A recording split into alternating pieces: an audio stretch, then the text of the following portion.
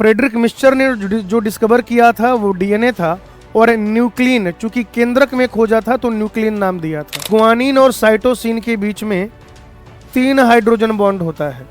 ये एक दूसरे के क्या होते हैं, जो भी चीज से पोषण ले रहा है अगर उसमें नाइट्रोजन पाया जाएगा तो वो नाइट्रोजन कौन सा होगा, N15। डीएनए का सेम भाग वो 2 अलग अलग क्या कर रहा होगा। हेलो बच्चों, welcome to this mind map series. और आज हम लोग पढ़ने वाले हैं वंशागति के आणविक आधार, यानी कि मॉलिक्यूलर बेसिस ऑफ इनहेरिटेंस। ठीक है, नीट में अगर आप देखें काफी इंपॉर्टेंट है ये टॉपिक।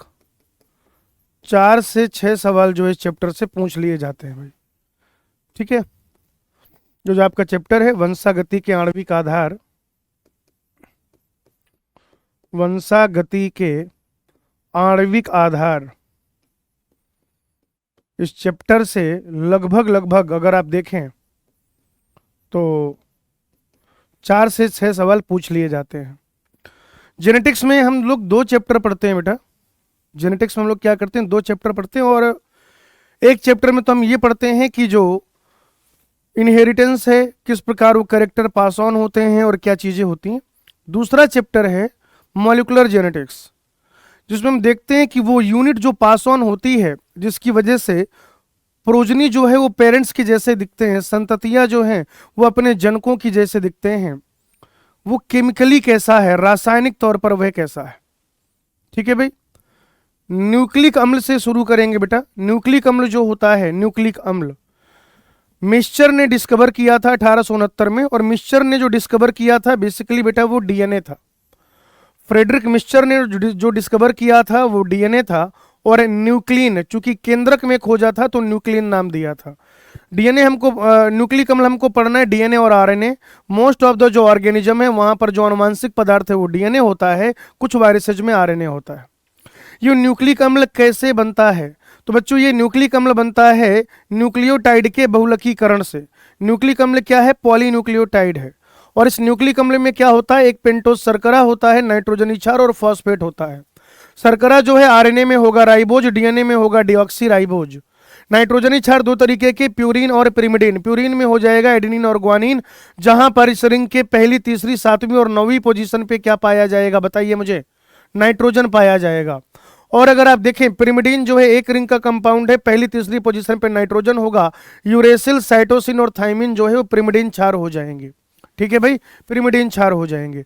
तो जब शर्करा और नाइट्रोजनी क्षार जुड़ते हैं, ध्यान से सुनिएगा, शर्करा और नाइट्रोजनी क्षार, शर्करा और नाइट्रोजनी क्षार मिलकर बनाते हैं न्यूक्लियोसाइड। क्या बनाते हैं, न्यूक्लियोसाइड।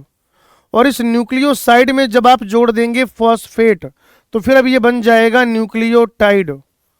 और बहुत सारा न्यूक्लियोटाइड जब आप आपस में जोड़ देते हैं, ठीक है, तो पॉलीन्यूक्लियोटाइड बनेगा। क्या बनेगा, पॉलीन्यूक्लियोटाइड बनेगा बेटा। एडेनिन में अगर आप राइबोस शुगर जुड़ते हैं तो एडिनोसिन बनता है, और जब आप उसमें फॉस्फेट जोड़ देंगे तो एडिनोसिन मोनोफॉस्फेट बनेगा। लेकिन अगर आप एडेनिन में जोड़ते हैं डिऑक्सी राइबोस शुगर तो वो बन जाएगा डिऑक्सी एडिनोसिन, और उसमें फॉस्फेट जोड़ने पर बनेगा deoxy adenosine monophosphate. Similarly guanine के साथ ग्वानिन मोनोफॉस्फेट और डिऑक्सी ग्वानिन मोनोफॉस्फेट। साइटोसिन के साथ साइटिडिन मोनोफॉस्फेट और deoxy cytidine monophosphate. Uracil usually केवल आरएनए में पाया जाता है, तो आप देखेंगे कि राइबोस शुगर जोड़ेंगे तो यूरेसिल में जब आप राइबोस शुगर जोड़ेंगे यूरिडीन बनेगा। यूरिडीन में जब आप फॉस्फेट जोड़ेंगे तो यूरिडीन मोनोफॉस्फेट यूएमपी बन जाएगा। थाइमीन जो है, थाइमीन कुछ जगहों पर अनयूजुअल बेसिस जब वहां पर होते हैं तो वो आरएनए में पाया जा सकता है। बाकी यूजुअली अगर आप देखें या आपके लेवल पर अगर आपको याद रखना है तो थाइमिन डीएनए में पाया जाएगा, डिऑक्सी शुगर से जुड़ेगा, डिऑक्सी राइबोस से जुड़ेगा तो डिऑक्सी थाइमिडिन बनाएगा, और जब उसमें आप फॉस्फेट जोड़ेंगे तो ये बन जाएगा डिऑक्सी थाइमिडिन मोनोफॉस्फेट। डीएनए की जो लेंथ है वो कितनी भी हो सकती है, कितने भी वहां पर न्यूक्लियोटाइड या आप कह सकते हैं नाइट्रोजनी क्षार पाए जा सकते हैं। जैसे बेटा अगर आप देखें 5174 जो बैक्टीरियोफेज, उसमें 5386 इतने न्यूक्लियोटाइड होते हैं। लेमडा बैक्टीरियोफेज में 48,502 बेस पेयर होते हैं। ठीक है, ई कोलाई जो है उसमें 4.6 गुणे 10 की घाते 6 बेस पेयर होते हैं, और अगुणित मानव कोशिका में 3.3 गुणे 10 की घाते 9 बेस पेयर होते हैं। आप देखते हैं कि वाटसन और क्रिक ने ये डबल हेलिक्स मॉडल दिया, जिसमें उन्होंने बताया कि जो पिच लेंथ है वो कितनी है बेटा, 3.4 नैनोमीटर है। 3.4 पिच की जो लंबाई है, पिच की जो लंबाई है बेटा, पिच की लंबाई होती है 3.4 नैनोमीटर, यानी कि 34 एंगस्ट्रॉम। तो बेटा नाइट्रोजनी क्षार के बीच की दूरी जो है वो हो जाएगी 3.4 एंगस्ट्रॉम। और एक पिच में होते हैं 10 बेस पेयर। एक पिच में कितने क्षार युग्म होते हैं बेटा? 10 क्षार युग्म होते हैं। आप देख रहे हैं एडेनिन और थाइमीन के बीच में 2 हाइड्रोजन बॉन्ड होता है। एडेनिन और थाइमीन के बीच में 2 हाइड्रोजन बॉन्ड होता है, जबकि ग्वानिन और साइटोसिन के बीच में 3 हाइड्रोजन बॉन्ड होता है। ये एक दूसरे के क्या होते हैं? ये दोनों चेन, ये दोनों चेन बेटा एक दूसरे के प्रति समानांतर होते हैं, यानी कि एंटी पैरेलल होते हैं। प्रति समानांतर यानी कि एंटी पैरेलल, कि भाई अगर एक 5 to 3 जा रहा है तो दूसरे की डायरेक्शन क्या हो जाएगी? ऐसे 3 to 5 हो जाएगी। तो 2 पॉलीन्यूक्लियोटाइड हैं, 2 क्या है बेटा? पॉली जो है पॉलीन्यूक्लियोटाइड हैं, और ये दक्षिणावर्त दिशा में घूम रहे होते हैं। दक्षिणावर्त दिशा, राइट हैंडेड मैनर में बेटा ये घूम रहे होते हैं। ठीक है, इनमें जो एक पिच है उसमें 10 नाइट्रोजन बेस पेयर पाए जाएंगे, और इसकी जो क्या होगी? लंबाई होगी 3.4 नैनोमीटर या 34 एंगस्ट्रॉम होगी। तो 34 एंगस्ट्रॉम में 10 क्षार पाए जाते 10 क्षार युग्म पाए जाते हैं। अगर 34 एंगस्ट्रॉम की दूरी में 10 क्षार युग्म पाए जा रहे हैं तो 34 से भाग दे दीजिए, 34 में भाग दे दीजिए 10 का, तो क्या हो जाएगा? 3.4 एंगस्ट्रॉम 2 क्षार युग्मों के मध्य की दूरी हो जाएगी। और व्यास जो है डीएनए का वो होता है बेटा 20 एंगस्ट्रॉम। व्यास कितना होता है बेटा? व्यास जो है वो 20 नैनोमीटर होता है, माफ कीजिएगा। तो व्यास हो जाएगा 20 नैनोमीटर। ऑलराइट, चलिए इधर आ जाइए। फटाफट से हम लोग देखते हुए चलेंगे कि डीएनए कुंडली की जो पैकेजिंग होती है बेटा, आप देखिए कि इतना बड़ा जो डीएनए होता है, राइट, इतना बड़ा बेटा जो डीएनए होता है, उस डीएनए को कोशिका के अंदर कैसे रखा जाता है। अलग अलग टाइप के सेल की बात करेंगे। चाहे तो आप प्रोकैरियोट की बात कर सकते हैं, या फिर अगर आप चाहें तो यूकैरियोट की भी बात कर सकते हैं बेटा। प्रोकैरियोट में अलग तरीके का सिस्टम होता है, जबकि यूकैरियोट में क्या है? थोड़ा सा अलग तरीके का सिस्टम होता है। यूकैरियोट में जब भी आप देखते हैं तो वहां पर आपके क्या पाया जाएगा बेटा? हिस्टोन प्रोटीन पाए जाएंगे। क्या पाया जाएगा भाई? वहां पर हिस्टोन प्रोटीन पाया जाएगा। ये थोड़ा सा आपको ध्यान में रखना होगा। हिस्टोन प्रोटीन वाली जो बात है बच्चों, वो आपको ध्यान में रखनी पड़ेगी। क्लियर? यहां तक सबको समझ में आ गया होगा कि इतना लंबा डीएनए जो होता है, क्या बेटा? कि इतना लंबा जो डीएनए होता है, इस डीएनए को अगर आप देखें, ठीक है भाई, इस डीएनए को अगर आप देखें तो इस डीएनए में क्या हो जाएगा? जैसे ई कोलाई में क्या है? 4.6 गुणे 10 की घाते 6 बेस पेयर है। ठीक है भाई, ई कोलाई ये जो है 4.6 नैनोमीटर 4.6 गुणे 10 की घाते 6 बेस पेयर पाया जाता है। माफ कीजिएगा, 4.6 गुणे 10 की घाते 6 बेस पेयर है। और मानव में अगर आप देखें, इसको बेटा 20 एंगस्ट्रॉम कर लेना प्लीज, 2 नैनोमीटर या 20 एंगस्ट्रॉम। व्यास जो है वो क्या होगा? 20 एंगस्ट्रॉम या फिर 2 नैनोमीटर हो जाएगा। फिर ध्यान से सुनिए, व्यास जो है 20 एंगस्ट्रॉम या 2 नैनोमीटर हो जाएगा। ये थोड़ा सा ध्यान में रखेंगे आप, 20 एंगस्ट्रॉम या 2 नैनोमीटर। चलिए, मैं बता रहा था ई कोलाई में 4.6 गुणे 10 की घाते 6 बेस पेयर पाए जाते हैं। ह्यूमन की डिप्लॉयड सेल में 6.6 गुणे 10 की घाते 9 बेस पेयर है। अगर इसको हम 3.4 एंगस्ट्रॉम से क्या कर दें? मल्टीप्लाई कर दें, तो ये लंबाई आएगी 2.2 मीटर। तो बच्चों ये 2.2 मीटर लंबा जो डीएनए है यहाँ कैसे पाया जाता है? ये जो 2.2 मीटर लंबा डीएनए ये कोशिका के अंदर कैसे रहता है? क्योंकि कोशिका के अंदर केंद्रक, केंद्रक के अंदर फिर क्रोमोजोम, और वो जो 46 क्रोमोजोम है मनुष्य में, उसमें कुल 2.2 मीटर लंबा डीएनए पाया जाता है। तो बेटा यहाँ पर आप देखते हैं कि न्यूक्लियोसोम वगैरह बनता है, और इसमें क्या होगा? हिस्टोन प्रोटीन पाए जाएंगे। हिस्टोन प्रोटीन जो होते हैं क्षारीय और धनावेशित होते हैं। 5 प्रकार का histone, H1, H2A, H2B, H3, H4। अगर आप इनको 2 से मल्टीप्लाई कर दें तो ये चारों मिलके क्या बनाते हैं? हिस्टोन अष्टक बनाते हैं। और H1 जो है वो योजक डीएनए अर्थात लिंकर डीएनए में पाया जाता है। हिस्टोन प्रोटीन के साथ साथ नॉन हिस्टोन क्रोमोजोमल प्रोटीन भी पाए जाते हैं। न्यूक्लियोसोम जो स्ट्रक्चर बनता है 200 बेस पेयर का होता है, और फिर न्यूक्लियोसोम क्रोमेटिन बनाता है। न्यूक्लियोसोम क्या बनाता है बेटा? तो न्यूक्लियोसोम बनाता है क्रोमेटिन। क्रोमेटिन दो तरीके का हो जाएगा, यू क्रोमेटिन एंड हेटेरोक्रोमेटिन। क्या बेटा? Euchromatin and heterochromatin. जो थोड़ा ढीला बंधा हुआ है वो क्रोमेटिन है, जो अनुलेखन के लिए सक्रिय है वो यू क्रोमेटिन है, जो अभिरंजित करने पर गहरे रंग का दिखाई देता है वो हेटेरोक्रोमेटिन है। जो ढीला बंधा है और क्या है, हल्के रंग का दिखाई दे रहा है और ट्रांसक्रिप्शनली एक्टिव है, वो है यू क्रोमेटिन।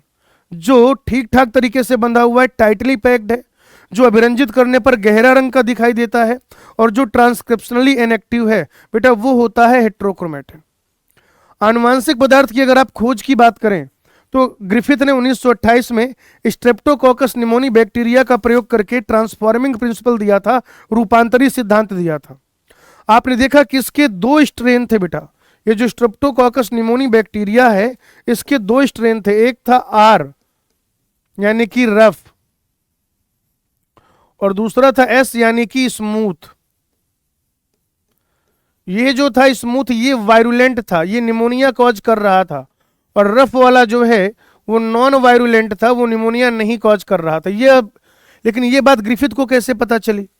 तो इसने देखा कि जो चिकनी कॉलोनी वाले बैक्टीरिया थे, स्ट्रेप्टोकोकस निमोनी के जो चिकनी कॉलोनी वाले बैक्टीरिया थे, जब उनको क्या किया गया, जब चूहे के अंदर डाला गया, चूहे को निमोनिया हो गया, चूहा मर गया।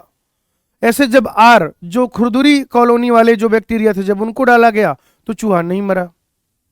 फिर जब हीट किल्ड जो है या हीट किल्ड जो आपका क्या है एस बैक्टीरिया है, उसको चूहे में डाला तो चूहा नहीं मरा। लेकिन हीट किल्ड एस बैक्टीरिया के साथ जिंदा आर बैक्टीरिया को डाला गया मिला के चूहे के अंदर, तो क्या देखा गया कि चूहा मर गया और चूहे में क्या पाया जा रहा था, एस बैक्टीरिया पाया जा रहा था। इसका मतलब क्या है कि कुछ पदार्थ ऐसा है जो एस बैक्टीरिया से आर बैक्टीरिया में गया, कुछ पदार्थ ऐसा है जो एस बैक्टीरिया से आर बैक्टीरिया में गया और उसने आर बैक्टीरिया को एस बैक्टीरिया में रूपांतरित कर दिया। यानी कल तक जो आर बैक्टीरिया था, रफ कॉलोनी जो थी, अब वो स्मूथ कॉलोनी हो जाएगी भाई। अब वो क्या हो जाएगी बेटा, स्मूथ कॉलोनी हो जाएगी, वारुलेंट हो जाएगी। तो जो आर बैक्टीरिया निमोनिया नहीं कॉज कर पा रहा था, अब वो निमोनिया कॉज कर लेगा। तो ग्रिफिथ से जब लोगों ने पूछा कि भाई ये कौन सा पदार्थ है जो रूपांतरण करा रहा है, ग्रिफिथ को इस बारे में कोई आइडिया नहीं था। तो रूपांतरी सिद्धांत के जो जैव रासायनिक लक्षण है उसके बारे में बताया हमें एवेरी मैक्लॉइड और मैकार्टी ने। 1933 से लेकर 44 तक इन्होंने ग्रिफिथ का एक्सपेरिमेंट ही किया था, ग्रिफिथ जैसा सेटअप लिया, लेकिन साथ ही साथ इन्होंने डीएनएज, आरएनएज और प्रोटीएज एंजाइम की सहायता से कुछ और अलग अलग रिजल्ट निकाले। और इनका ये मानना था, इन्होंने यह सिद्ध किया, ध्यान से सुनिएगा, अवेरी मैक्लॉइड और मैकार्टी ने यह सिद्ध किया कि डीएनए आनुवांशिक पदार्थ है और यही रूपांतरण के लिए जिम्मेदार है। ये अलग बात है कि उस समय के वैज्ञानिकों ने इस बात को नकार दिया, उस समय के वैज्ञानिकों ने इस बात को नकार दिया। अगर ऐसे डीएनएज लिखा हुआ मतलब बहुत सारे डीएनए, और अगर ऐसे डीएनएज लिखा हुआ यानी कि डीएनए अपघटनी एंजाइम। तो जब इनकी बात को नकार दिया गया तो डीएनए ही आनुवांशिक पदार्थ होगा, यह सिद्ध किया हार्से और चेज ने 1952 में। हार्से और चेज ने अपने प्रयोग में बेटा ये सिद्ध किया, निर्विवाद रूप से सिद्ध किया कि जो डीएनए है वही आनुवांशिक पदार्थ होता है। और इसके लिए उन्होंने क्या किया था, रेडियो एक्टिव सल्फर और फास्फोरस का प्रयोग किया था। बैच के दौरान डिटेल में हमें सब पढ़ते हैं। मॉलिक्यूलर बायोलॉजी में एक चीज होती है सेंट्रल डोगमा यानी कि मूल सिद्धांत। क्या बेटा, सेंट्रल डोगमा यानी कि मूल सिद्धांत। तो इस सेंट्रल डोगमा या मूल सिद्धांत के बारे में हमें फ्रांसिस क्रिक ने बताया था। जब डीएनए से डीएनए बनता है तो उसे रेप्लिकेशन या प्रतिकृतिकरण कहते हैं। जब डीएनए से आरएनए बनाएंगे उसे अनुलेखन कहा जाएगा। और फिर जब आप एमआरएनए से प्रोटीन बनाते हैं तो उसे रूपांतरण या अनुवाद कहा करते हैं। रूपांतरण, ट्रांसलेशन या अनुवाद कहा जाता है बेटा। तो यहाँ तक फिर से देखिए, ये सारी चीजें हमने पढ़ी कि डीएनए में क्या क्या होता है ना। एडिनोसिन कैसे बनेगा, एडिनिलिक अम्ल या एडिनोसिन मोनोफॉस्फेट कैसे बनेगा, कैसे डीएनए डबल हेलिक्स है, व्यास जो है वो 2 नैनोमीटर है या 20 एंगस्ट्रॉम आप कह सकते हैं। फिर हमने ये भी देखा कि डीएनए कुंडली की पैकेजिंग कैसे होती है और आनुवांशिक पदार्थ की खोज जो है वो कैसी हुई, राइट बेटा। इसके बाद हमें पढ़ना है आनुवांशिक पदार्थ के गुण। तो जब भी आप आनुवांशिक पदार्थ के गुण की बात करते हैं तो एक तो यह प्रतिकृति करने वाला होना चाहिए, यानी कि अपना रेप्लिकेशन कर पाए, ये स्थिर होना चाहिए, स्टेबल होना चाहिए, इसमें उत्परिवर्तन की संभावना होना चाहिए, और ये मेंडल के लक्षण के अनुरूप खुद को क्या करना चाहिए, अभिव्यक्त करना चाहिए। डीएनए और आरएनए दोनों अपना रेप्लिकेशन कर लेते हैं। डीएनए जो है आरएनए से अधिक स्थिर होता है, उत्परिवर्तन की दर आरएनए में अधिक होती है, और मेंडल के लक्षण में दोनों अभिव्यक्त होते हैं। आरएनए डायरेक्ट हो जाता है, डीएनए पहले आरएनए में कन्वर्ट होता है और फिर अभिव्यक्त होता है। यानी कि अगर आपको क्या करना है, आनुवांशिक सूचना का संग्रहण करना है, संग्रहण, तो डीएनए एक बढ़िया पदार्थ है। लेकिन अगर आपको क्या कराना है, स्थानांतरण या ट्रांसमिशन कराना है, तो उसके लिए आरएनए ज्यादा बढ़िया है। लेकिन इन चारों शर्तों के बाद यह देखा गया कि जो आनुवांशिक पदार्थ है वो डीएनए ही है। मुख्य आनुवांशिक पदार्थ क्या है बेटा, डीएनए ही है, डीएनए ही है बेटा। ठीक है, अब डीएनए से डीएनए जब बनाएंगे तो उसे प्रतिकृतियन या रेप्लिकेशन कहा जाएगा बेटा, राइट। जब आप डीएनए से डीएनए बनाएंगे तो उसे रेप्लिकेशन या प्रतिकृतियन कहा जाएगा। प्रोकैरियोट में डीएनए रेप्लिकेशन का काम जीव द्रव्य में होता है, जबकि यूकैरियोट में यह केंद्रक के अंदर होगा, केंद्रक द्रव्य में। डीएनए का रेप्लिकेशन अर्धसंरक्षी विधि से होता है, और यह बात हमें बताई वाटसन और क्रिक ने। कैसे होता है, अर्धसंरक्षी विधि से होता है, और यह बात हमें वाटसन और क्रिक ने बताई। हालांकि वो इसको प्रायोगिक तौर पर सत्यापित नहीं कर पाए थे, तो इस बात का जो प्रायोगिक सत्यापन है वो मेसल्सन और स्थाल ने किया ई कोलाई में, यानी कि प्रोकैरियोट में। 1958 में मेसल्सन स्थाल ने ई कोलाई में क्या किया, इस बात का प्रायोगिक सत्यापन किया, और उन्होंने हैवी नाइट्रोजन लिया, भारी नाइट्रोजन लिया बेटा, N15 का प्रयोग किया, भारी नाइट्रोजन लिया, और ई कोलाई में क्या सिद्ध किया कि अर्धसंरक्षी विधि से होता है डीएनए का रेप्लिकेशन। उसी साल टेलर और उसके सहकर्मियों ने यूकैरियोट में क्या किया बेटा, यूकैरियोट बिसिया फाबा, यानी कि फाबा बीन्स में रेडियो एक्टिव थाइमिडीन का प्रयोग किया और डीएनए रेप्लिकेशन की अर्धसंरक्षी विधि को सत्यापित किया। तो प्रोकैरियोट में कौन, मेसल्सन स्थाल, यूकैरियोट में कौन, टेलर और उसके सहकर्मी। मेसल्सन स्थाल का अगर आप एक्सपेरिमेंट देखें तो इन्होंने क्या किया, कई जनरेशन तक, कई पीढ़ियों तक ई कोलाई को केवल और केवल किसमें ग्रो कराया, N15 वाले मीडियम में ग्रो कराया। यानी वो जो भी चीज खा रहा है, यानी कि उसको जो भी चीज से पोषण ले रहा है, अगर उसमें नाइट्रोजन पाया जाएगा तो वो नाइट्रोजन कौन सा होगा, N15 वाला ही नाइट्रोजन होगा। समझ रहे हैं आप। अब जैसे मेनली आप बात कर लीजिए अमीनो एसिड की, तो उसके अंदर जितने भी अमीनो एसिड हैं और वो मिलकर प्रोटीन बनाएंगे, तो जितने भी प्रोटीन है सब में क्या पाया जाएगा, N15 पाया जाएगा भाई। तो जब N15 पाया जाएगा, यानी दोनों स्ट्रैंड में क्या है, N15 पाया जा रहा है, और फिर इसका रेप्लिकेशन कराया वही नॉर्मल मीडियम में, जहां पर क्या प्रेजेंट था, N14। तो क्या देखा गया, यहां से दो स्ट्रैंड बने, ठीक है ना। पहले ये दोनों स्ट्रैंड अलग हुए, तो ये देखिए एक रेड है N15, दूसरा इधर एक रेड है N15, और ये जो N14 वाला स्ट्रैंड बना, ये क्या बन गया बेटा, N14 वाला स्ट्रैंड बन गया, है ना। और फिर आगे उन्होंने 40 मिनट बाद एक्सपेरिमेंट करके देखा, तो आपने क्या अच्छा, इन्होंने जो डेंसिटी ग्रेडियंट लिया, जो डेंसिटी ग्रेडियंट लिया था, डेंसिटी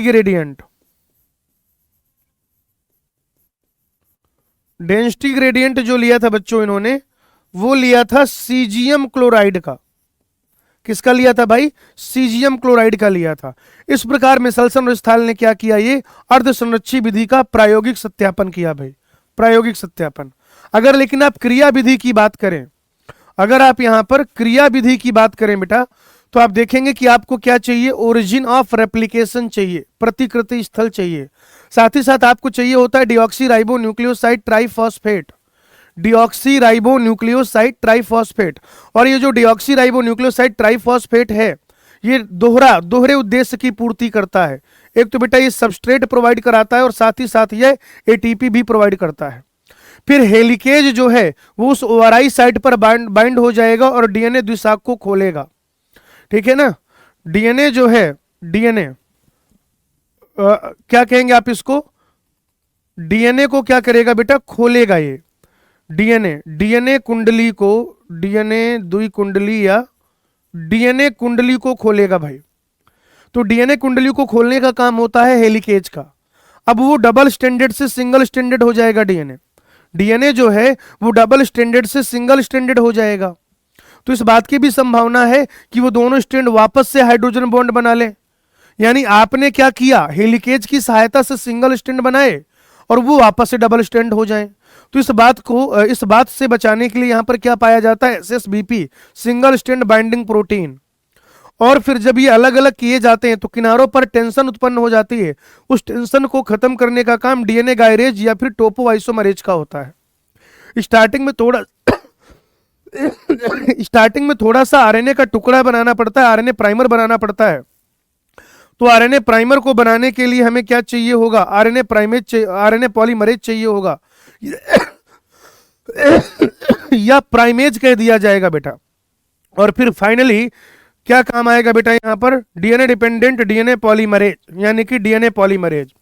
ये 5 से 3 वाली दिशा में पॉलीमरेज एक्टिविटी शो करेगा और 3 to 5 क्या करेगा बेटा, प्रूफ रीडिंग करेगा। ये जो पेरेंटल स्ट्रैंड इस तरीके से 5 to 3, यहां पर क्या हो रहा है, कॉन्टिन्यूअस सिंथेसिस हो रही बेटा, कॉन्टिन्यूअस सिंथेसिस यानी कि सतत संश्लेषण, सतत संश्लेषण। तो ये क्या है, लीडिंग स्ट्रैंड होगा भाई, क्या होगा ये, लीडिंग स्ट्रैंड। और यहां पर जब आप देखेंगे डिसकॉन्टिन्यूअस सिंथेसिस हो रही है, छोटे छोटे टुकड़े बन रहे हैं, लैगिंग स्ट्रैंड कहेंगे आप इसे। और ये जो छोटे छोटे, इनको क्या कह दिया जाएगा, ओकाजाकी खंड। ये जो छोटे छोटे टुकड़े बेटा, इनको क्या कह दिया जाएगा, ओकाजाकी खंड। और ये जो ओकाजाकी खंड होते हैं ये डीएनए लाइगेज की सहायता से जोड़ दिए जाते हैं। डीएनए लाइगेज की सहायता से क्या कर दिया जाता है बेटा, इनको जोड़ दिया जाता है, डीएनए लाइगेज एंजाइम की सहायता से जोड़ दिया जाता है। ठीक है, ये एंजाइम का सीक्वेंस याद रखेंगे, हेलिकेज, एसएसबीपी, डीएनए गायरेज या टोपोआइसोमरेज, आरएनए पॉलीमरेज या प्राइमेज कह सकते हो, और DNA polymerase. Continuous synthesis leading strand, discontinuous synthesis lagging strand. जो छोटे छोटे टुकड़े इन्हें ओकाजाकी खंड कहा जाएगा और ये लाइगेज की सहायता से जोड़ देंगे। ई कोलाई में बच्चों, अगर आप ई कोलाई बैक्टीरिया की बात करें तो वहां पर 18 मिनट में रेप्लिकेशन पूरा हो जाता है। 3 एंजाइम होते हैं, DNA polymerase 1, DNA polymerase 2, DNA polymerase 3। जो मुख्य रेप्लिकेशन एंजाइम है वो डीएनए पॉलीमरेज 3 होता है और इसकी क्षमता होती है 2000 बेस पेयर प्रति सेकंड, 2000 बेस पेयर प्रति सेकंड। इस दर के साथ यह क्या करता है, इस दर के साथ यह रेप्लिकेशन करा पाता है, इस दर के साथ यह रेप्लिकेशन जो है करा पाता है। चलिए आगे देखिए बेटा, जब आप डीएनए से आरएनए बना रहे होते हैं तो इसे अनुलेखन कहा जाता है। ठीक है, जब आप डीएनए से क्या कर रहे हैं बताइए मुझे, डीएनए से आरएनए बना रहे हैं तो ये 3 प्राइम है भाई, ये 5 प्राइम है, इधर ये 5, इधर ये 3। ठीक है, इसको आप कह रहे हैं टेम्पलेट रज्जू। ये जो है ये है टेम्पलेट रज्जू, टेम्पलेट रज्जुक या टेम्पलेट रज्जू। और टेम्पलेट का जो दूसरा वाला है वो है कोडिंग रज्जू। ठीक है भाई,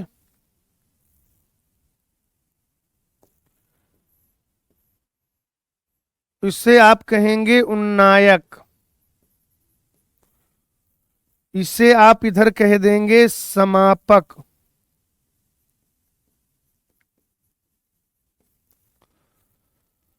और ये जो बीच में है ये है संरचनात्मक जीन, संरचनात्मक जीन बेटा। ठीक है ना, संरचनात्मक जीन। अनुलेखन का जो कार्य है प्रोकैरियोट में जीव द्रव्य में होगा और यूकैरियोट में केंद्रक द्रव्य में होगा। अनुलेखन इकाई डीएनए का वो हिस्सा जो अनुलेखन में भाग लेता है, तो इसमें क्या क्या आ जाएगा बेटा, उन्नायक आ जाएगा, संरचनात्मक जीन आएगा बेटा, संरचनात्मक जीन, और साथ ही साथ आ जाएगा समापक। मैंने क्या कहा, डीएनए का वह भाग, डीएनए का वह भाग जो अनुलेखन में भाग लेता है उसे अनुलेखन इकाई कहते हैं। यानी क्या पूरे डीएनए का अनुलेखन नहीं होता, नहीं होता बेटा, हमें जितने की आवश्यकता होती है उस पार्ट का हम क्या कराते हैं, अनुलेखन कराते हैं। जैसे डीएनए इतना लंबा है, ठीक है ना भाई, जैसे क्या भाई डीएनए जो है इतना लंबा है तो हम पूरे डीएनए का क्या कराएंगे, रेप्लिकेशन कराएंगे। लेकिन अगर हमें इतने की ही जरूरत है तो अनुलेखन हम इतने का ही कराएंगे। इसके अलावा डीएनए जब रेप्लिकेशन होता है तो डीएनए के दोनों स्ट्रैंड वो टेम्पलेट का कार्य करते हैं, दोनों स्ट्रैंड बेटा टेम्पलेट का कार्य करते हैं। और जब दोनों स्ट्रैंड टेम्पलेट का कार्य करते हैं तो फिर डबल स्ट्रैंडेड डीएनए बनता है। लेकिन जब भी क्या होगा, अनुलेखन होगा, तो अनुलेखन की प्रक्रिया में, अनुलेखन की प्रक्रिया में बेटा आप ये देखेंगे कि डीएनए का केवल एक स्ट्रैंड वही टेम्पलेट का काम करता है, क्योंकि अगर ऐसा हो गया कि डीएनए के दोनों स्ट्रैंड वो अनुलेखन में भी टेम्पलेट का काम कर रहे हैं, तो ऐसी परिस्थिति में डबल स्ट्रैंडेड आरएनए बन जाएगा और फिर प्रोटीन की सिंथेसिस नहीं हो पाएगी क्योंकि राइबोसोम बाइंड नहीं हो पाएगा, है ना। और दूसरा, डीएनए का सेम भाग वो दो अलग अलग क्या कर रहा होगा, अमीनो एसिड को कोड कर रहा होगा, बड़ी समस्या हो जाएगी। तो इस वजह से डीएनए का एक ही रज्जु वो टेम्पलेट का काम करता है और आरएनए का निर्माण करता है, ठीक है ना। कॉम्प्लीमेंटरिटी जो है वो यहां पर भी लागू होती है। जैसे डीएनए में एडेनिन के सामने थाइमिन आ रहा था, ग्वानिन के सामने साइटोसिन, बस यहां पर एक ही अंतर होगा कि अगर डीएनए में एडेनिन है तो फिर उसका कोटिपूरक क्या हो जाएगा, वो थाइमिन नहीं होगा, आरएनए में यूरेसिल होगा, बस इतनी सी बात है, ठीक है भाई। तो ये संरचनात्मक जीन में है। इधर ये कोडिंग रज्जु को पहचानो आप। कोडिंग रज्जु में संरचनात्मक जीन के पहले यानी कि 5 प्राइम पर क्या होगा, ये आपका उन्नायक होगा, और कोडिंग रज्जु में 3 प्राइम पर यानी कि संरचनात्मक जीन के बाद क्या होगा बेटा, समापक होगा। क्रिया विधि में देखें तो 3 स्टेप का काम है, प्रारंभन, दीर्घीकरण, समापन। प्रारंभन का जो काम है वो आरएनए पॉलीमरेज सिग्मा कारक के साथ मिलकर करेगा, दीर्घीकरण आरएनए पॉलीमरेज अकेले करेगा, और समापन का जो कार्य है वह आरएनए पॉलीमरेज जो है, आरएनए पॉलीमरेज क्या हो जाएगा, और रो कारक के साथ मिलकर करेगा। और ये जो है आप किसी भी तरीके का आरएनए बनाएं, वो एमआरएनए हो, आरआरएनए हो या टीआरएनए हो, डीएनए से किसी भी प्रकार का आप आरएनए बनाइए, वो जो प्रक्रिया है वह अनुलेखन ही कही जाएगी। उस प्रोसेस को बेटा आप अनुलेखन ही कहेंगे, अनुलेखन ही कहेंगे बेटा, ठीक है। यहां तक क्लियर सबको भाई, बात समझ में आ गई। 3 स्टेप का काम है, ठीक है। और यहां पर डीएनए को खोलने का काम आरएनए पॉलीमरेज खुद करता है। अनुलेखन में डीएनए को खोलना ये काम किसका होता है, आरएनए पॉलीमरेज का होता है, ठीक है। ये चीज थोड़ा सा देखने वाली है भाई, इंपॉर्टेंट है। चलिए स्क्रीनशॉट ले लीजिए, फिर आगे बढ़ते हैं। आगे आ जाओ भाई, इधर देखो।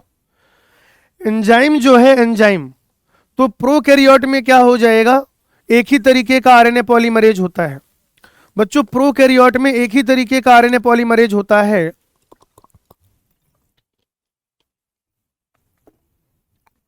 प्रोकैरियोट में एक ही तरीके का आरएनए पॉलीमरेज होता है, और वो एमआरएनए भी बनाता है, आरआरएनए भी बनाता है, और टीआरएनए भी बनाता है। क्या बेटा, एमआरएनए भी बनाता है, आरआरएनए भी बनाता है, और टीआरएनए भी बनाता है। लेकिन यूकैरियोट में कोशिकांगों के अतिरिक्त, कोशिकांगों के अतिरिक्त अगर आप देखें तो क्या हो जाएगा, 3 तरीके का है, RNA polymerase 1, RNA polymerase 2, RNA polymerase 3। RNA polymerase जो है वो मुख्यतः राइबोसोमल आरएनए का अनुलेखन कराएगा। 28S ribosomal RNA, 18S ribosomal RNA और 5.8S RNA ribosomal RNA. RNA polymerase 2 जो है वो बिस्मांक केंद्र की यानी कि हेट्रोन्यूक्लियर आरएनए जो आगे चल के एमआरएनए बनाएगा उसका अनुलेखन कराता है। और आरएनए पॉलीमरेज जो है वो क्या करेगा, टीआरएनए, 5S राइबोसोमल आरएनए और छोटा केंद्र की आरएनए यानी कि एसएन आरएनए का अनुलेखन कराता है। मैंने याद करने का एक ट्रिक आपको बैचेज में भी बता रखा है, यहां पर भी बता देता हूं। ऐसे याद करने, RMT 1 2 3 यानी RNA polymerase 1 mostly ribosomal RNA, RNA polymerase 2 mRNA, RNA polymerase 3 tRNA, ऐसे याद कर लेंगे भाई। यूकैरियोट में स्प्लाइसिंग भी होती है, याद रखिएगा। स्प्लाइसिंग जो है वो यूकैरियोट में देखने को मिलेगी, क्योंकि यूकैरियोट में क्या होते हैं बेटा, अंतरापित जीन पाए जाते हैं। अंतरापित जीन, अंतरापित जीन का क्या मतलब है कि जिसमें एक्सॉन और इंट्रॉन पाए जाए। अंतरापित जीन का क्या मतलब है भाई, कि जिसमें एक्सॉन और इंट्रॉन पाए जाएं। एक्सॉन मतलब जो व्यक्त होता है, व्यक्तेक। एक्सॉन मतलब जो व्यक्त होता है, व्यक्तेक, और इंट्रॉन मतलब जो व्यक्त नहीं होता, अव्यक्तेक। अव्यक्तेक बेटा, अव्यक्तेक। अच्छा, स्प्लाइसिंग कराने के लिए आपको क्या कराना है, बेसिकली जो हेट्रोन्यूक्लियर आरएनए है, ठीक है। संबंधन का क्या मतलब है कि आपको इस हेट्रोन्यूक्लियर आरएनए से एमआरएनए बनाना है, बात खत्म। हेट्रोन्यूक्लियर आरएनए से एमआरएनए बनाना है, और यह जो प्रक्रिया है इस प्रक्रिया को स्प्लाइसिंग या संबंधन कहा जाएगा। इस प्रक्रिया को स्प्लाइसिंग या संबंधन कहा जाएगा बेटा। तो इसमें आप क्या करेंगे, एक तो कैपिंग करेंगे बेटा, कैपिंग, और कैप आप लगाते हैं 7 मिथाइल गोनोसिन, और इधर आप क्या करेंगे, पॉली एटेल लगाएंगे, 200 से 300 एडेनोसिन जोड़ देंगे बेटा, और फाइनली आपका क्या बन जाएगा, ये एमआरएनए बन जाएगा। इस हेट्रोन्यूक्लियर आरएनए से आप क्या करेंगे, कैपिंग करेंगे, टेलिंग करेंगे और इंट्रॉन वाला पार्ट हटा देंगे। इंट्रॉन वाला पार्ट बेटा हटा देंगे, केवल एक्सॉन एक्सॉन एक्सॉन वाला पार्ट रहेगा। ठीक है ना, एक्सॉन एक्सॉन वाला पार्ट रहेगा, इसे संबंधन कहा जाएगा। टीआरएनए या अनुकूलक अणु की अगर हम लोग बात करें, ठीक है, तो ये क्या, इसका इधर ये 5 प्राइम है, ये 3 प्राइम है। इसमें मेन चीज जो आपको याद रखना है वो ये है प्रतिप्रकूट फंदा। बात खत्म। प्रतिप्रकूट फंदा सेकेंडरी स्ट्रक्चर या 2D में आप देखेंगे तो क्लोवर लीफ के जैसा दिखाई देगा, और 3D में जो है ये इन्वर्टेड एल के जैसा दिखाई देता है। ठीक है ना, ये प्रतिप्रकूट फंदा है भाई, एंटी कोडॉन लूप है। तो जब क्या होगा, एमआरएनए आएगा तो उसका कॉम्प्लीमेंट्री जो है बेस वो यहां पर पाया जाएगा, तो इसे प्रतिप्रकूट फंदा कह देंगे। टीआरएनए जो होता है उसे अनुकूलक अणु या एडेप्टर मॉलिक्यूल कहा जाता है। आइए बेटा अनुवांशिक कूट की बात करते हैं। अनुवांशिक कूट जो है त्रिक होता है, यानी कि ट्रिपलेट होता है बेटा। अनुवांशिक कूट कैसा होता है, त्रिक होता है, यानी कि ट्रिपलेट होता है। और ये बात हमें किसने बताई, जॉर्ज गैमो ने बताई। और जॉर्ज गैमो जो थे वो भौतिकविद थे, भौतिक शास्त्री थे, फिजिसिस्ट थे। ठीक है ना, जॉर्ज गैमो ने हमें बताया, जॉर्ज गैमो ने हमें बताया कि ये जो अनुवांशिक कूट है ये त्रिक होते हैं बेटा, ट्रिपलेट होते हैं, ट्रिपलेट। ठीक है ना, ऐसे 3 न्यूक्लियोटाइड मिलके क्या करेंगे, बनाएंगे एक जो है कोडॉन या अनुवांशिक कूट। ठीक है भाई, कुल 64 कोडॉन होते हैं, 64 में से 3 जो है वो कोडिंग है, और सॉरी 64 में से 61 जो है वो कोडिंग है, 3 जो है उनको आप कहेंगे रोध प्रकूट। कुल है 64, 61 कोडिंग है, 3 को स्टॉप कोडॉन या रोध प्रकूट कहते हैं। ये रोध प्रकूट क्या हो जाएंगे, यूएए, यूएजी, यूएए, उवा, उग, उगा। ये असंदिग्ध और विशिष्ट होते हैं, यानी कि एक पर्टिकुलर कोडॉन किसी एक पर्टिकुलर अमीनो एसिड को ही कोड करेगा। ऐसा नहीं है कि कोई भी कोडॉन किसी भी अमीनो एसिड को कोड कर दे। जैसे एयूजी है वही मेथियोनिन बनाएगा, या यूयूयू है वो फिनाइलएलानिन बनाएगा, यूयूयू कभी भी मेथियोनिन नहीं बनाएगा। ठीक है, अपहासित कूट, हाँ ये जरूर है कि किसी किसी अमीनो एसिड के बहुत सारे कोडॉन होते हैं। जैसे अगर आप देखें बेटा, ये आर्जिनिन के इधर 4 2 6 कोडॉन है ना, या सेरीन के 4 2 6 कोडॉन है। इस तरीके से ये काम होता है बेटा। तो अगर आप देखें, एक ये एयूजी मिथियोनिन का और दूसरा यूजीजी ट्रिप्टोफैन का, अगर आप इसको हटा दें तो बाकी सबके एक से ज्यादा कोडॉन है, 2 3 4 5 6 इस तरीके से। ठीक है भाई, तो ये अपहासित कूट होते हैं। And they are nearly universal, लगभग सार्वभौमिक है। यानी कि अगर यूयूयू या यूयूए मेरे अंदर फिनाइलएलानिन को कोड कर रहा है तो वो पूरी दुनिया में बेटा फिनाइलएलानिन को ही कोड करेगा। लेकिन कुछ प्रोटोजोवा और माइटोकॉन्ड्रियल जीन जो है उसका अपवाद है, उसका एक्सेप्शन है। तो लगभग क्या है, सार्वभौमिक है, नियरली यूनिवर्सल है। थोड़ा सा डिफरेंस है, एक्सेप्शन माइटोकॉन्ड्रियल जीन और प्रोटोजोवा, नहीं तो ये पूरी तरीके से सार्वभौमिक होता। एयूजी जो है वो मिथियोनिन का कूट लेखन करता है।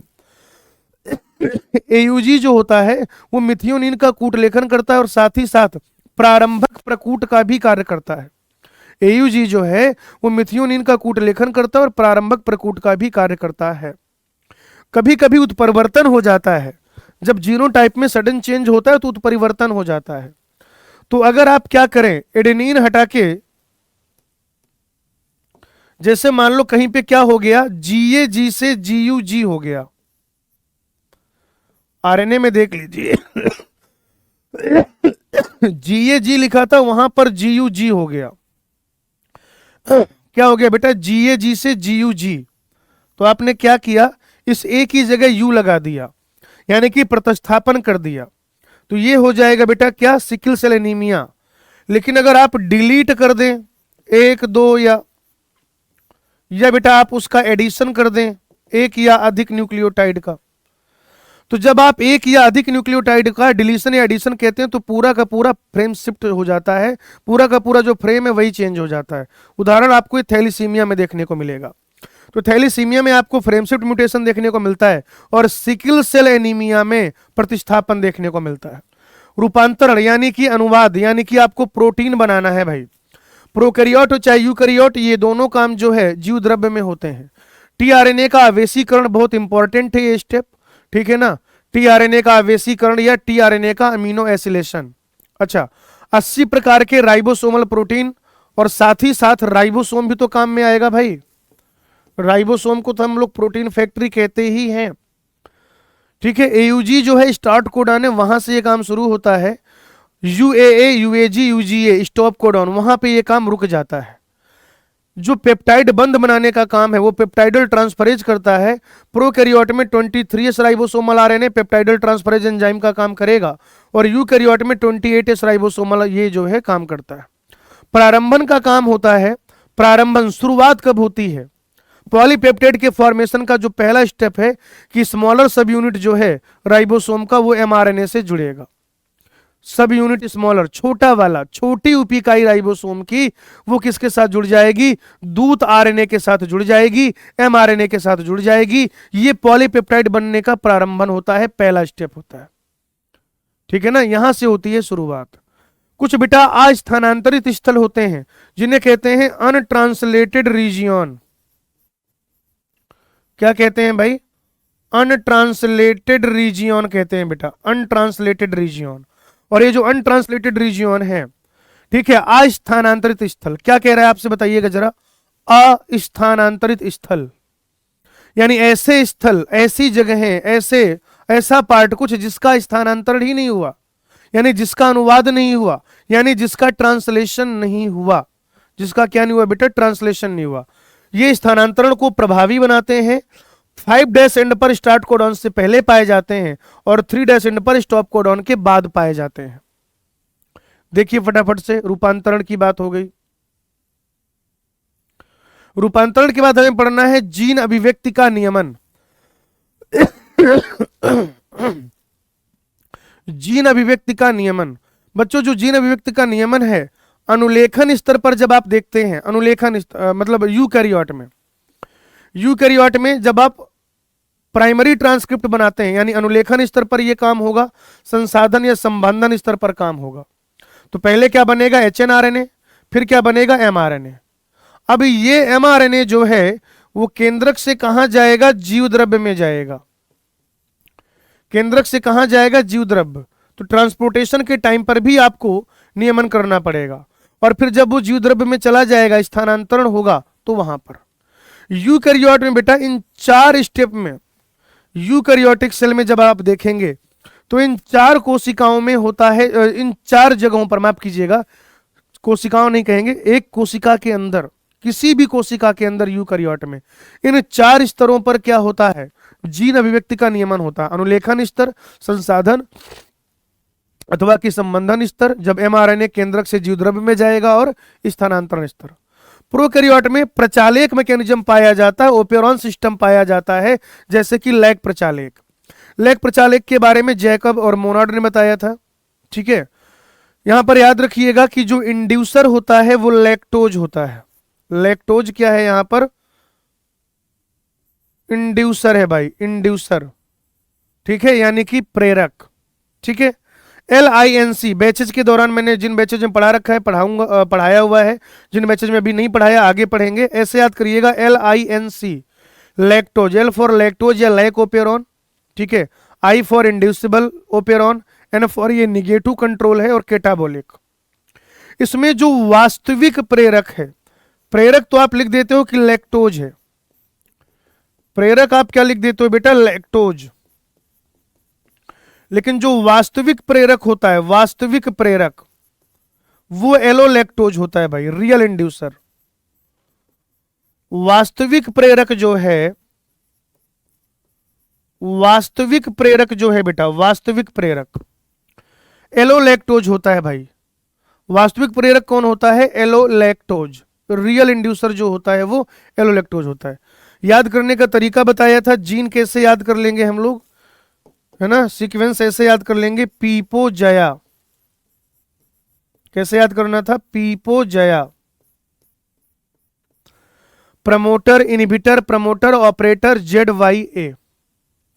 अब अगर प्रेरक नहीं है, अगर प्रेरक नहीं है, तो ये जो I यानी कि इनहिबिटरी जीन है, ये दमनकारी mRNA बनाएगा, और ये जो दमनकार है, ये जो दमनकार है बेटा, ये जाके ऑपरेटर रीजन पे बाइंड हो जाएगा, और जब ये ऑपरेटर रीजन पे बाइंड हो जाएगा तो फिर यहां पर आरएनए पॉलीमरेज नहीं बाइंड हो पाएगा, तो ना ही अनुलेखन होगा इस ZYA जीन का और ना ही आगे अनुवाद होगा। ये काम होता है प्रेरक की अनुपस्थिति में। लेकिन अगर प्रेरक उपस्थित है तब क्या होगा, इधर देखिए, ये जो इनहिबिटरी जीन है ये वापस से दमनकारी एमआरएनए बनाएगा, वो जो दमनकारी एमआरएनए है वो दमनकार बनाएगा। अब इस दमनकार में जुड़ जाएगा प्रेरक, तो दमनकारी हो जाएगा निष्क्रिय, और जब दमनकारी निष्क्रिय हो जाएगा तो ऑपरेटर जीन में बाइंड नहीं होगा। तो आप ये देखेंगे कि ZYA का अनुलेखन होगा, लैक एमआरएनए बनेगा, फिर ये जो Z जीन है ये बीटा गैलेक्टोसाइडेज बनाएगा, ये जो Y जीन है ये परमिएज बनाएगा, और ये जो A जीन है ये ट्रांस एसिटाइलेज बनाएगा। ये लैक्टोज को क्या करेगा, ये बेसिकली जो बीटा गैलेक्टोसाइड लिंकेज है उसको तोड़ेगा, यानी कि ग्लूकोज और गैलेक्टोज में तोड़ देगा। ये बीटा गैलेक्टोसाइडेज क्या करेगा, ये लैक्टोज का जल अपघटन कराएगा, ग्लूकोज और गैलेक्टोज बनाएगा। ये परमिएज जो है परमिबिलिटी बढ़ा देता है। ठीक है, तो ZYA, Z जीन से बीटा गैलेक्टोसाइडेज, Y जीन से परमिएज और A जीन से ट्रांस एसिटाइलेज। देखिए, अगर प्रेरक अनुपस्थित है तो दमनकार सक्रिय है, जो दमनकारी है बेटा वो सक्रिय रहेगा। दमनकारी क्या रहेगा, सक्रिय। और अगर दमनकारी सक्रिय है तो ओपेरॉन हो जाएगा ऑफ। लेकिन अगर प्रेरक उपस्थित है, तो प्रेरक अगर उपस्थित है तो दमनकारी हो जाएगा फिर निष्क्रिय, दमनकारी हो जाएगा निष्क्रिय। और अगर दमनकारी निष्क्रिय है तो फिर ओपेरॉन हो जाएगा ऑन। ओपेरॉन क्या हो जाएगा बेटा, ऑन हो जाएगा। ओपेरॉन जो है वो ऑन हो जाएगा भाई।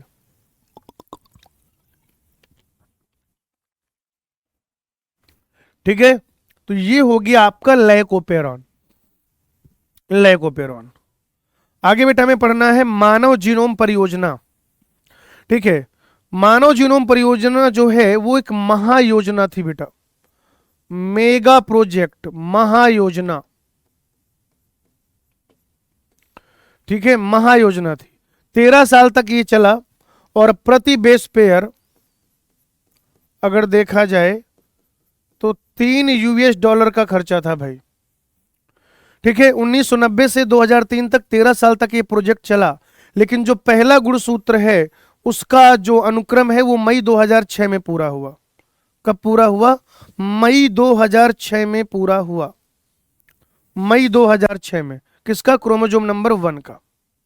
लक्ष्य क्या क्या निर्धारित किए गए थे कि जो भी 20,000 25,000 जीन है उनके बारे में पता लगाना, जो 3 बिलियन क्षार युग्म है उनका अनुक्रम करना, जानकारी को आंकड़ों के रूप में इकट्ठा करना, इसके लिए नई नई तकनीकें बनाना और नई तकनीक में सुधार करना, साथ ही साथ एथिकल, लीगल, सोशल इशू पर विचार करना। कार्य प्रणाली जो है, कार्य प्रणाली, ठीक है, एक तो ये तरीका था कि जो व्यक्त हो रहा है केवल उसी का अनुक्रम किया जाए। क्या किया जाए भाई, जो व्यक्त हो रहा है, व्यक्त हो रहा है, जो जीन के रूप में व्यक्त हो रहा है केवल उसी को क्या करें हम लोग, अनुक्रम करें, उसी की सीक्वेंसिंग करें। तो इसको कहा जाता है व्यक्त अनुक्रम घुंडी या एक्सप्रेस सीक्वेंस टैग, EST। और दूसरा अप्रोच ये था कि चाहे व्यक्त हो चाहे ना हो, ठीक है, सबका अनुक्रम करो, तो वो हो जाएगा अनुक्रम टिप्पण। क्या हो जाएगा भाई, अनुक्रम टिप्पण हो जाएगा बेटा, अनुक्रम टिप्पण। केवल जीन जो बन रहा था, जो व्यक्त हो रहा था, अगर उसका अनुक्रम किया गया है तो व्यक्त अनुक्रम घुंडी कहेंगे, EST। और अगर ऐसा हो रहा है कि हम लोग क्या कर दे रहे हैं, कोडिंग नॉन कोडिंग, जो व्यक्त हो रहा है और जो व्यक्त नहीं हो रहा है सबका अगर कर दे रहे हैं तो वो हो जाएगा बेटा अनुक्रम टिप्पण। और सीक्वेंसर जो है वो फ्रेडरिक सिंगर वाला ही था। इसके लिए जो सीक्वेंसर हमने प्रयोग में लिया था वो कौन सा था, जो फ्रेडरिक सिंगर ने विकसित किया था, फ्रेडरिक सिंगर ने। वेक्टर जो यहां पर यूज किए गए, यहां पर बेटा आर्टिफिशियल वेक्टर यूज किए गए थे, बैक एंड यैक। बैक का पूरा नाम होता है बैक्टीरियल आर्टिफिशियल क्रोमोजोम और यैक का पूरा नाम होता है ईस्ट आर्टिफिशियल क्रोमोजोम। क्या बेटा? Bacterial artificial chromosome and yeast artificial chromosome. फिर उसके बाद जब ये पूरा प्रक्रम हो गया तो क्या क्या विशेषताएं निकल के आई? एक तो ये कि मानव जीनोम में 3164.7 मिलियन क्षार युग्म मिलते हैं। बेटा एनसीईआरटी में कुछ गलतियां हैं, जब आप हिंदी की एनसीईआरटी और इंग्लिश की एनसीईआरटी को कंपेयर करोगे तो यहां पर आपको कुछ हिंदी में गलतियां मिलेंगी, वो मैंने करेक्ट कर दिया है, आप भी अपनी एनसीईआरटी में करेक्ट कर लीजिएगा। ठीक है, कह रहा औसतन प्रत्येक जीन में 3000 क्षार स्थित हैं जिनके आकार में अधिक भिन्नताएं हैं। ठीक है, और जब ये जीन लिया इन्होंने तो ये आरएनए वाला जीन लिया है भाई, डीएनए वाला जीन नहीं लिया, ये भी याद रखिएगा। कह रहा जो सबसे बड़ा जीन है वो डिस्ट्रोफिन है जिसमें 2.4 मिलियन क्षार मिलते हैं। कह रहे जीन की जो संख्या है वो लगभग लगभग क्या है बेटा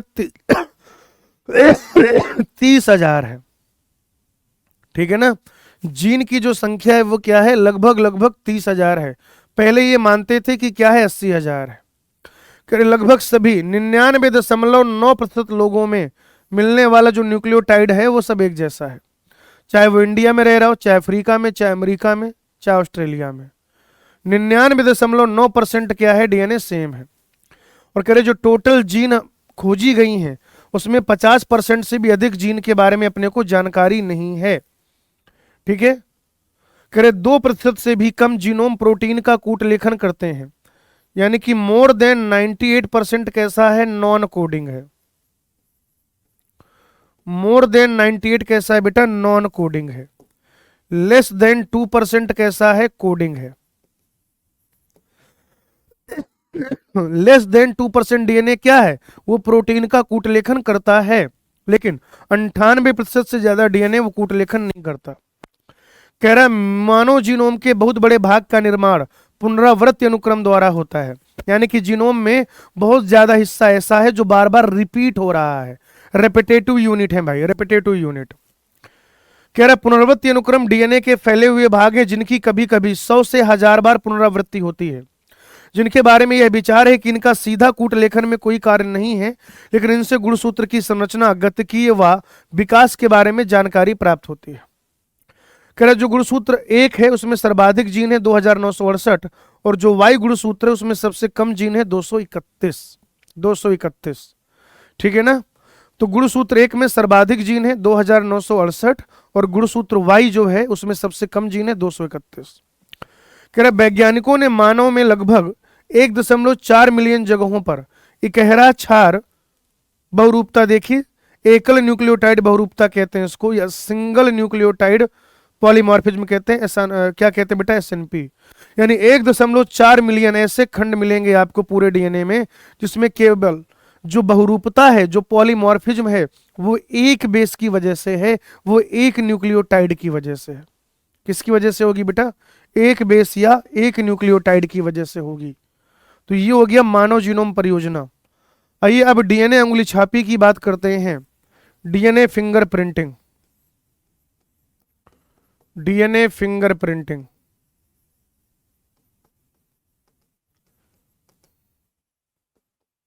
सर एलेक जेफरी जिन्होंने ये विधि विकसित करी। कोई भी ऐसा केस हो बेटा, ठीक है ना, पैटर्निटी टेस्ट हो, कोई क्राइम सीन में आपको पता लगाना हो, इस तरीके की चीजें जब आपको पता लगानी होती हैं तो ये जो डीएनए फिंगरप्रिंटिंग है ये एक बढ़िया टूल है। अगर आप जीनोम में देखें तो मानव जीनोम में कुल लगभग क्या है, 3.3 गुणे 10 की घाते 9, ये सिंपली आप कह सकते हैं 3 गुणे 10 की घाते 9 बेस पेयर है। सभी मनुष्यों में 99.9% क्या है, समान है। 99.9% क्या है बेटा, समान है। यानी कि तुलना कितने के बीच में करनी है, 3 गुणे 10 की घाते 6 बेस पेयर के मध्य, 3 गुणे 10 की घाते 6 बेस पेयर के मध्य। अच्छा, बार बार जो डीएनए रिपीटेटिव डीएनए है वो अनुसंगी डीएनए, अनुसंगी डीएनए यानी कि सैटेलाइट डीएनए बार बार रिपीट होता है, यही डीएनए उंगली छापी का आधार होता है। क्षार घटक खंडों की लंबाई और पुनरावृत्ति इकाई के आधार पर ये दो तरीके का हो जाएगा, माइक्रो और मिनी। क्या हो जाएगा भाई, माइक्रो और मिनी हो जाएगा। क्रिया विधि में आप देखें, सबसे पहले आपको डीएनए निकालना है, रेस्ट्रिक्शन न्यूक्लियस के साथ ट्रीट करना है, इलेक्ट्रोफोरेसिस करानी है, फिर उसको मेम्ब्रेन में ट्रांसफर करा लेना है। इसको कहते हैं ब्लॉटिंग, ब्लॉटिंग। फिर उसके बाद हाइब्रिडाइजेशन कराएंगे वीएनटीआर के साथ, और फिर वैसे एक्सरे फिल्म में देख लेंगे कि क्या पैटर्न बन रहा है। डीएनए अंगुली छापी तकनीक का प्रारंभिक विकास एलेक्स जेफरीज द्वारा किया गया। इन्होंने अनुषंगी डीएनए को प्रोब के रूप में उपयोग में लिया था। ठीक है, इसे अनुबद्ध पुनरावर्तक की विभिन्न संख्या, variable number of tandem repeat, short में क्या कहते हैं, वीएनटीआर कह देते हैं भाई, वीएनटीआर कहते हैं। ठीक है, पहला डीएनए का विलगन, हड्डी हड्डी है, आंसू है, सॉरी लार है, स्पर्म है ना, कोई कोशिका है, किसी भी जगह से आपको क्या करना है बेटा, डीएनए आइसोलेट करना है। ठीक है ना, और मिल जाता है बहुत छोटी सी चीज से। डीएनए को आइसोलेट करेंगे आप, फिर प्रतिबंधन एंडोन्यूक्लियस के द्वारा डीएनए का पाचन, यानी डीएनए के छोटे टुकड़े, बड़ा मॉलिक्यूल है, फिर उनको अलग करना इलेक्ट्रोफोरेसिस द्वारा डीएनए खंडों का पृथक्करण, फिर पृथक्कृत डीएनए खंडों को संश्लेषित झिल्ली जैसे नाइट्रोसेलुलोज या नाइलॉन पर स्थानांतरण, जिसे ब्लॉटिंग कहते हैं, चिन्हित वीएनटीआर प्रोब का उपयोग करते हुए संकरण, और आखिरी में स्विकरणित चित्रणों द्वारा संकरित डीएनए खंडों का पता लगाना। ठीक है, जैसे एक्सरे होता है उसी तरीके से आप ये देख सकते हैं। ठीक है भाई, तो ये जो है आपने देखा कि लगभग लगभग 50 मिनट में हमने चैप्टर जो है रिवाइज कर लिया है।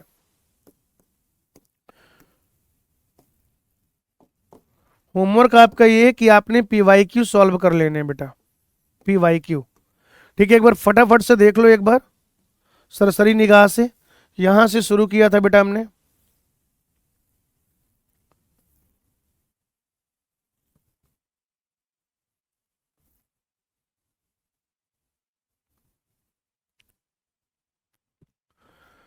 ठीक है भाई, कुछ भी नहीं छोड़ा मेरे भाई, कुछ भी नहीं छोड़ा, कुछ भी नहीं छोड़ा। याद रखना, प्रोकैरियोट जो है वो पॉलीसिस्ट्रॉनिक होता है, और यूकैरियोट जो है वो मोनोसिस्ट्रॉनिक होता है। प्रोकैरियोट बहुसंपारिक और यूकैरियोट एकल संपारिक, एकल संपारिक, और प्रोकैरियोट बहुसंपारिक। ये भाई अनुवांशिक कूट, जीन अभिव्यक्ति का नियमन, लैकोपेरॉन,